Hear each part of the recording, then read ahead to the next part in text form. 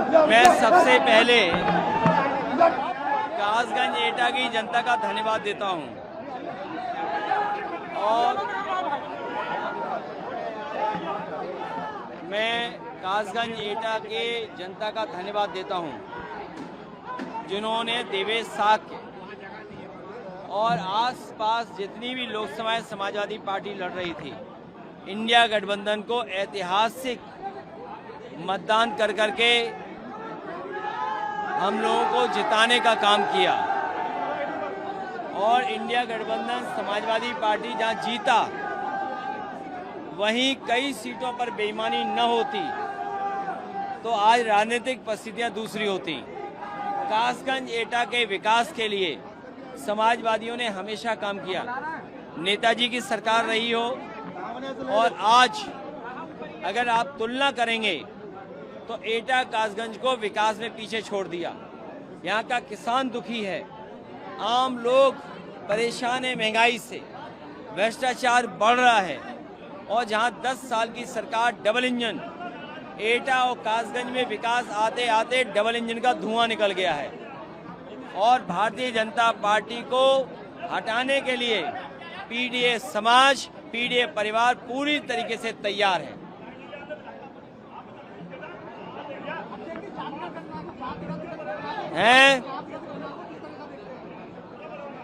अब तो बीजेपी भी डर करके स्वीकार कर रही है, तो इससे बड़ी और उपलब्धि क्या मानूं मैं। पीडीए की एकजुटता और जो देश में बाबा साहब भीमराव अम्बेडकर जी संविधान और जो लोगों को अपने अधिकार की आवाज उठाने का जो अधिकार मिला है, आज बीजेपी भी स्वीकार कर रही है जाति जनगणना। आज मुख्यमंत्री ने प्रेस कॉन्फ्रेंस करी लखनऊ में, सरकार के 12 साल होने पर मुख्यमंत्री ने प्रेस कॉन्फ्रेंस करी और कहा कि 2014-17 से पहले क्या हाल था और अब क्या हाल है। तमाम उपलब्धियों की आपने जैसे हेल्थ सेक्टर की बात करी, हेल्थ के बारे में उनको तमाम चीजों के बारे में मैं कई बार सुनता हूँ कि मुख्यमंत्री जी ये कहते हैं कि 2017 से पहले कोई पहचान नहीं थी उत्तर प्रदेश की। सच्चाई तो ये है कि मुख्यमंत्री जी की कोई पहचान 2017 से पहले नहीं थी। 2017 से पहले तो वो कासगंज भी ना आए हों, 2017 से पहले एटा भी ना आए हों। जिन्हें अपनी पहचान 2017 के बाद मिली है वो ये कह रहे हैं कि 2017 से पहले पहचान नहीं थी। आज मैं ये कहता हूँ, एटा में बिजली का कारखाना, इधर उधर मत जाइए, एटा का सबसे बड़ा बिजली का कारखाना समाजवादी सरकार में लगा और उसका परिणाम है और कारखाने लगना शुरू हो गए। जब एक बार पहले मुख्यमंत्री थे, याद कीजिए, नेताजी उस जमाने में जितना पुल सड़क बनना चाहिए था बनी और यहाँ के विकास के लिए काम किया। पहचान मुख्यमंत्री जी की नहीं थी और इनकी सरकार में यही उपलब्धि है 12 साल की कि डीजल पेट्रोल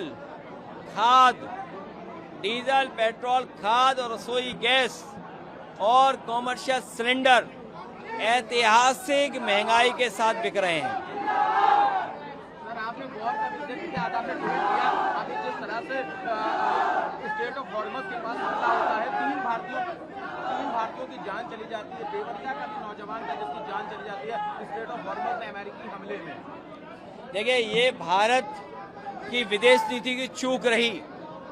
अगर भारत मजबूती के साथ खड़ा होता और जो भारत वॉर को रोकने में कामयाब हो जाता तो आज न जाने जितनी जानें गई, किसी की जान नहीं जाती।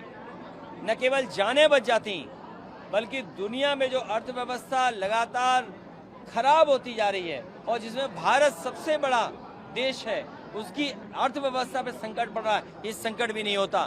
तो भारत की जिम्मेदारी थी कि युद्ध रोकने की, और युद्ध अगर रोक लेते भारत सरकार तो भारत के प्रधानमंत्री को विश्व गुरु माना जाता। ये लोग गौ माता और राष्ट्रमाता बनाने के लिए पीछे क्यों हट रहे हैं? ये वो लोग हैं जिनके घरों में गाय नहीं है, गाय की सेवा नहीं करना चाहते हैं, गाय के नाम पर ये वोट लेना चाहते हैं। और कासगंज के कहीं डिवाइडर हो, एटा में तो मैं देख आया, एटा में मुड़ते ही डिवाइडर पे सांड बैठे हुए थे।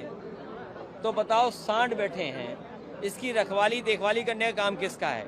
और गाय की सेवा करना हमारा आज का नहीं, पौराणिक काम है। पुराना इतिहास हमारा रहा है गाय की सेवा, हम गाय की सेवा करते रहेंगे।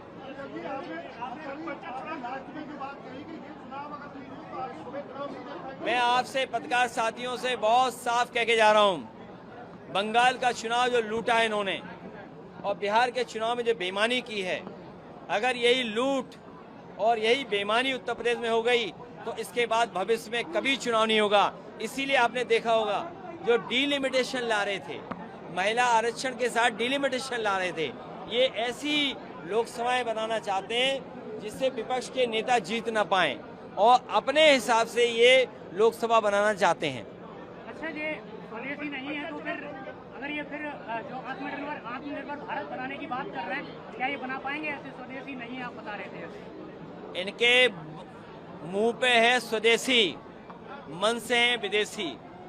जो लोग स्वदेशी का नारा देते थे, अनरजिस्टर्ड अंडरग्राउंड संगी साथी, वो कहाँ हैं? ये जितने कैमरे मोबाइल दिख रहे हैं आपको, ये सब विदेशी हैं। पंचायत चुनाव में देरी क्यों हो रही है? आप क्या देख रहे हैं इसको? पंचायत चुनाव में ये देरी हो रही है कि वन नेशन वन इलेक्शन का फार्मूला फेल हो गया है और गांव के लोग तैयार हैं बीजेपी को सबक सिखाने के लिए, क्योंकि उन्हें खाद की बोरी नहीं मिल रही, डीजल नहीं मिल रहा, पेट्रोल महंगा हो गया, स्मार्ट मीटर बना करके तुम लूटने की तैयारी में थे, इसलिए ये गांव में नहीं घुस सकते। इनकी बुरी हार करेगा ग्रामीण अंचल के लोग, इसलिए घबरा गए लोग। हम अपने कार्यकर्ताओं से कहेंगे कि प्रेम, दया और अपनापन पीडीए को मजबूत करें। अमेरिका ने हमला कर दिया है, जब तक बीजेपी सरकार कमजोर होगी, दुनिया में हमारे लोगों की ऐसे ही जान जाएगी।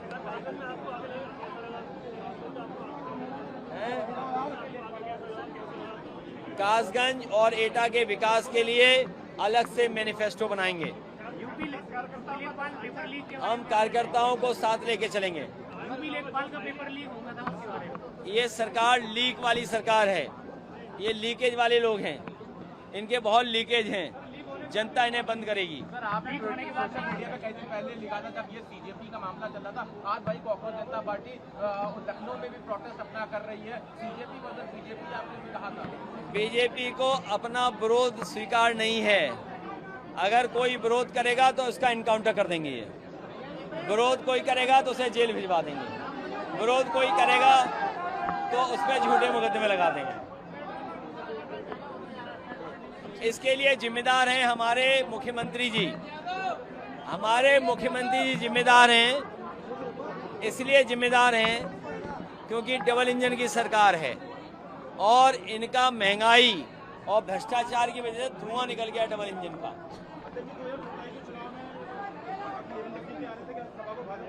किसको? कौन? ये समाजवादी पार्टी में हमारे बहुत पुराने और नेताजी के साथी हैं। इनके आने से, देवेश के यहाँ होने से, पीडीए का समीकरण बनाने से, संगठन को मजबूत करने से बीजेपी शून्य पर रह जाएगी।